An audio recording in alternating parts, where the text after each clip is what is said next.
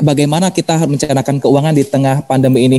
Mas, selamat siang Mas Akbar. Mas Akbar, di saat seperti ini banyak dari kita pemasukannya berkurang, lalu mungkin banyak juga hal-hal yang tidak biasa kita hadapi. Bagaimana kita merencanakan keuangan, Mas? Ya, selamat siang. Ya, ini kita prihatin atas kondisi seperti sekarang ini. Memang banyak hal yang kita bisa lakukan.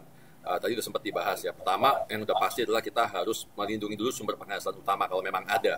Sumber penghasilan utama, pastikan bahwa kita juga punya sumber penghasilan tambahan yang kita lakukan di luar dari penghasilan utama tadi ya.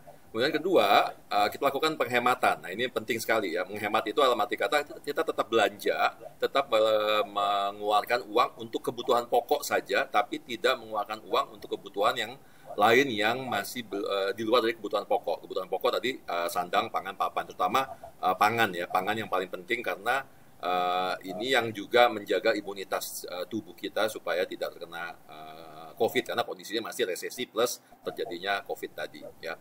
So, hemat. Kemudian untuk pengeluaran-pengeluaran yang lain, kalau kita butuh membeli sesuatu, coba kita pikirkan apakah barang tersebut masih bisa kita buat dibandingkan kita harus beli gitu ya. Misalnya untuk anak minta mainan atau ada kebutuhan-kebutuhan yang memang bisa kita buat sendiri, kita lakukan buat gitu ya, dibandingkan kita harus keluar uang lebih untuk membeli. Terus tadi belanja, coba lakukan belanja di toko-toko sekitar kita. Kenapa? Kita mau menghidupi ekonomi di di kelompok yang paling terkecil sendiri, yaitu keluarga dan tetangga di sekitaran kita. Nah, ini penting karena untuk menunjang perekonomian di level yang paling bawah atau yang paling rendah, yaitu di RT misalnya gitu ya. Jadi belanjalah di warung-warung sebelah. Kemudian kalau yang petani atau peternak, belanjalah dari petani yang ada di sebelah gitu. Dan juga ini juga menunjang produksi lokal. Jadi ketika kita belanja, pastikan yang kita belanja atau kita beli adalah barang-barang produksi lokal, bukan barang impor gitu. Ya.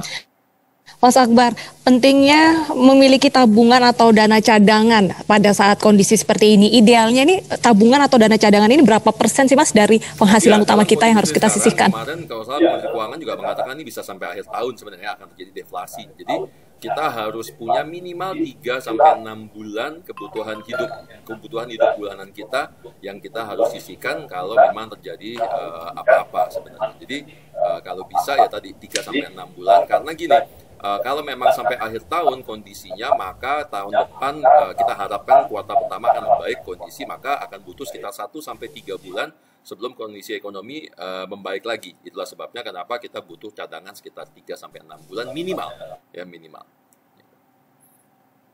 Tadi kan dinyatakan kita untuk mencari pemasukan tambahan. Nah, tapi kan pemasukan tambahan ini kalau kita berusaha kita butuh modal. Cara apa yang harus dilakukan warga sehingga kita dapat pemasukan tambahan namun juga tidak mengeluarkan modal yang terlalu banyak? Banyak sekali usaha-usaha yang muncul pada saat terjadi pandemi dan pada saat terjadi resesi ini. Banyak orang yang berjualan melalui online dan sebagainya. Nah, yang kita bisa lakukan adalah kita bisa menjadi disebut dengan istilah namanya reseller, ya reseller, atau kita bisa menjadi dropshipper. Itu istilah di mana kita menjual barang orang lain tanpa kita keluar modal sendiri. Jadi contohnya apa? Modal kita adalah kita punya HP ya, contohnya HP.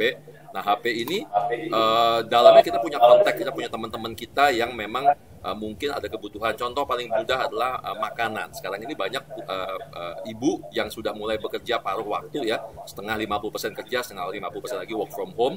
Nah, mereka butuh menu, butuh makanan untuk anak-anak yang masih tinggal di rumah karena mereka udah nggak sempet masak lagi gitu ya. Jadi mungkin 50% masak, 50% butuh beli makanan. Nah, kita bisa menyediakan jasa, misalnya contoh tadi, Bu, nanti kita bikinin catering menu selama seminggu, makanannya dari sini. Nah, itu salah satu contoh yang kita nggak perlu keluar uang untuk biaya buat makanannya tadi.